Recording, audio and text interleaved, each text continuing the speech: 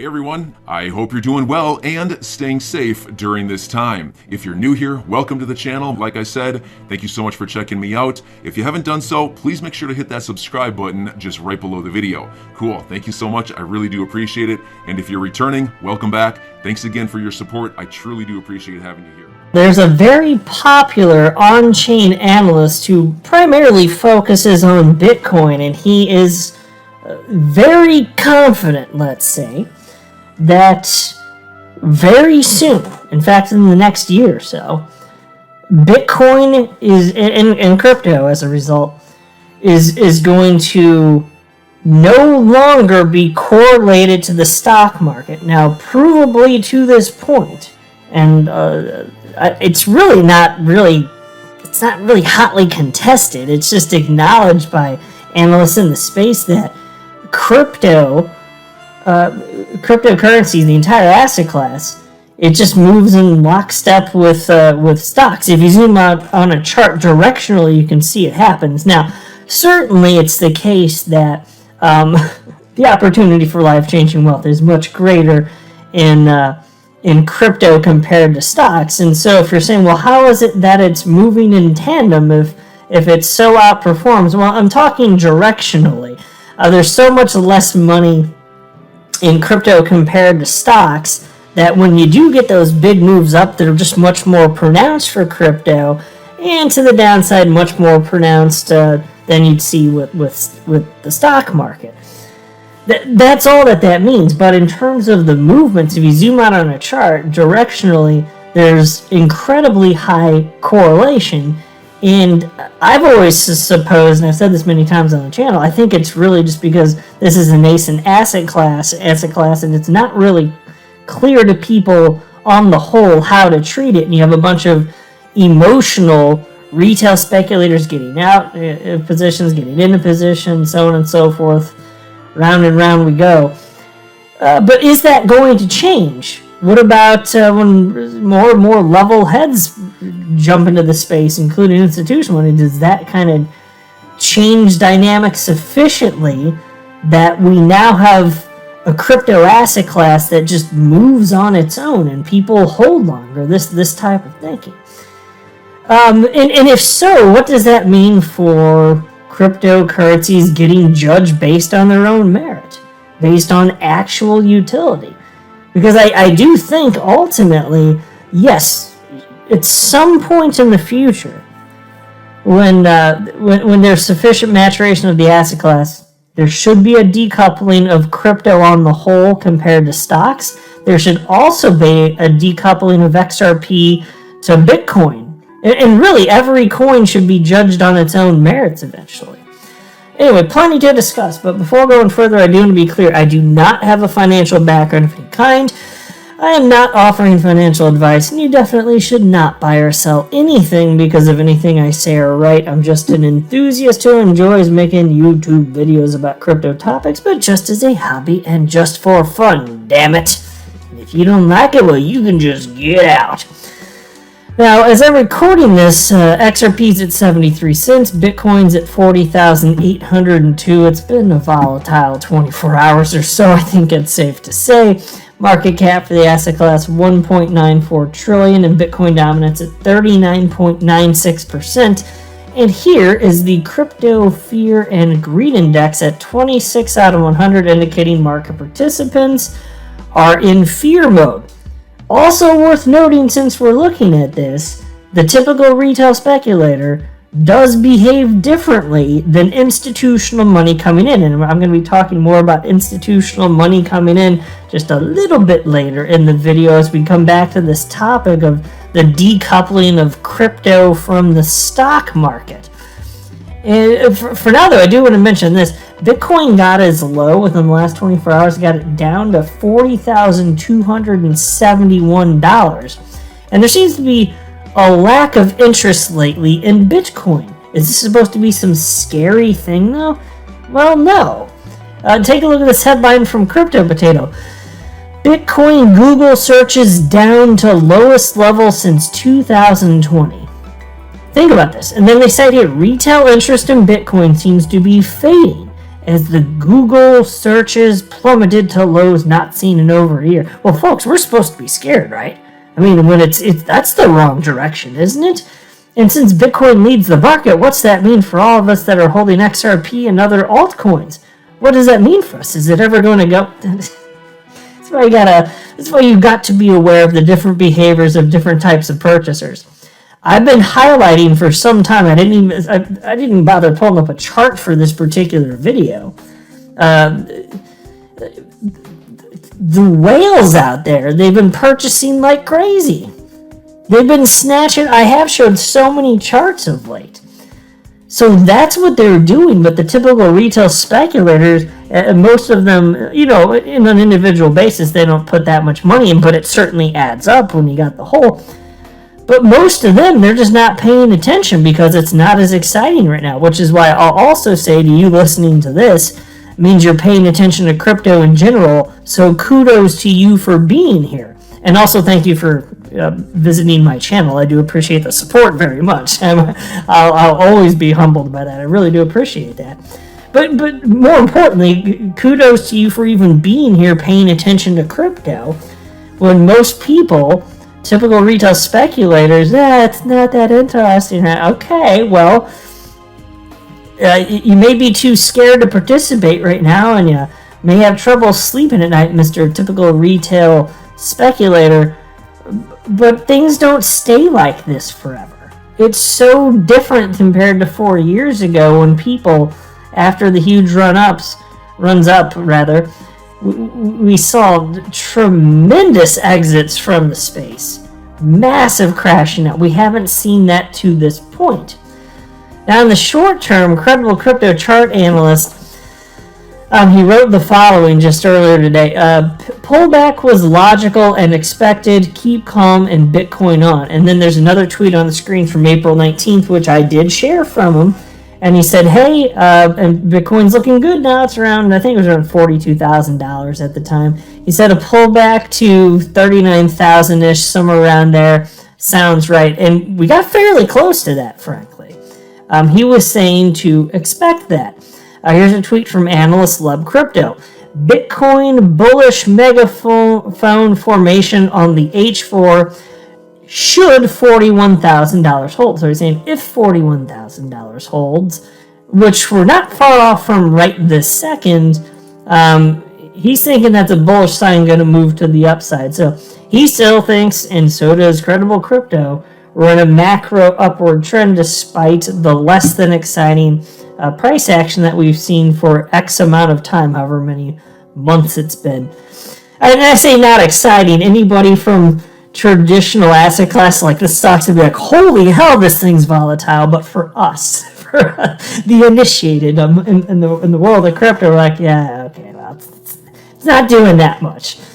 When really, compared to anything else, it is. But you know what I mean. We're not seeing the fun, really exciting, euphoric stuff to the upside. And then there was this from chart analyst Michael Vandepop. Bitcoin cracking crucial levels and looking ready for a test at $46,000 coming weeks. Well, I hope he's right. But bigger picture, as I was citing at the intro of the video, what about this decoupling? Again, a couple concepts here, like I said. Decoupling of Bitcoin and the crypto asset class from stocks, and also decoupling of XRP from Bitcoin, and really every altcoin. I think individually every altcoin will be judged on its own merits eventually. So the question is when. We'll take a look at this. This is a tweet from Will Clemente. He shared the following with his 617,000 followers on Twitter. So he does a bunch of on-chain analysis for Bitcoin specifically. And he wrote, despite the NASDAQ being down 18% from its peak, a record high 64% of Bitcoin supply hasn't moved in at least a year. Beneath the surface, there is a group of convicted hodlers viewing Bitcoin as their store of value amidst unprecedented uncertainty in markets. Pretty remarkable. So I'll just pause to note, at least to this point, I would agree. It's pretty remarkable.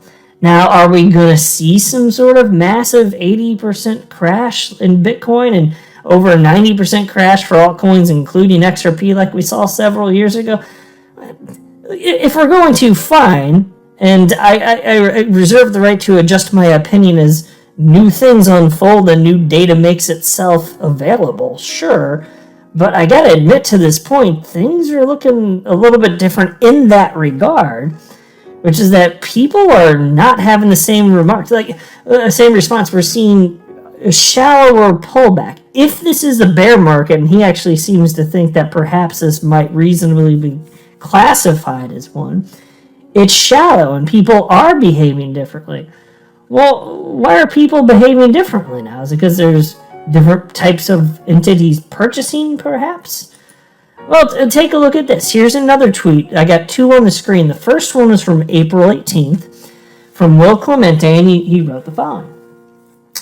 I think the story of this bear market will be the transfer of supply from correlation trading, traditional finance entities, to crypto natives, high net worth individuals, and forward-looking institutions. The boring sideways range is an equilibrium of this transfer, in my opinion. So it was April 18th, and again, to just break it down so make sure everybody understands what he's saying, Bitcoin is going to shift from just trading in a correlated fashion to stocks. It's going to shift hands to crypto natives, as he cited, high net worth individuals, and forward-looking institutions.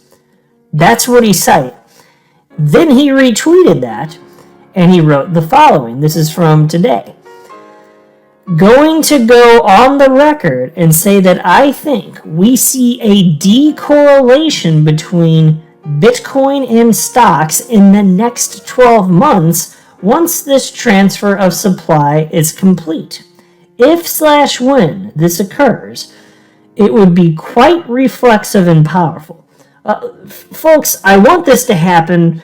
I hope it doesn't happen too soon, because the closer we get to stuff like that unfolding, the closer it is to the end. Not literally the end, but what I mean by that is we'll be entering the less exciting times. We'll be entering times where there's less opportunity to invest in crypto.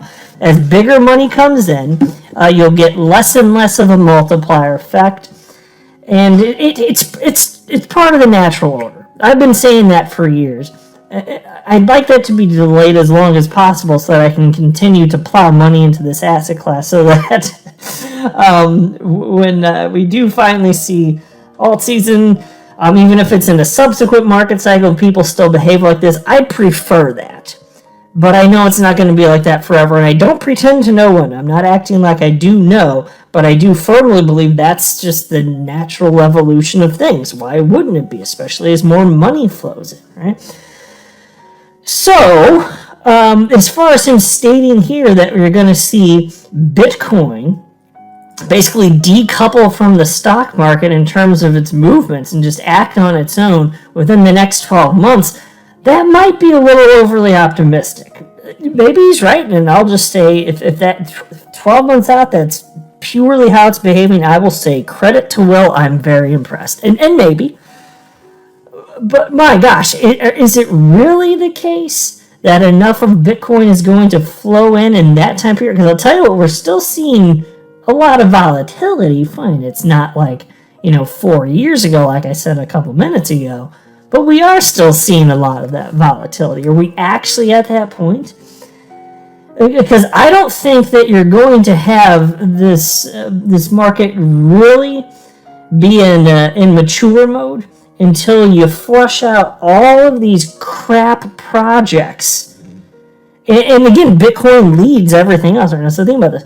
Until we get rid of all these 18,000 plus cryptos, which frankly the vast majority of them do absolutely nothing, until those go to zero and effectively go the way of the dodo, my favorite extinct avian creature, I don't think we're going to be there. Now, that's also the reason that I'm so excited to hold XRP, because it's actually used in enterprise-grade software today, That represents value, which is different than price. Price is just, what people are willing to exchange XRP for in open markets. But value, if a cryptocurrency is value, my gosh, solving real problems for real people, well, that represents something really important. That means there's got to be staying power. If something's useful for someone, they're not just going to cast it aside, and people won't suddenly think, oh, this thing's not goody good, I'm going to sell it, and then it goes to zero. That's not how humans behave. No. Humans will speculate on anything, and if something's going to have staying power, it'll be because, looks like businesses are actually using this, or people are using it for so-and-so reasons, all sorts of different reasons. And we actually are seeing that is the case in terms of actual adoption with XRP. So I don't think it's, it's going to go away when we have this maturation finally. But when's that actually going to happen?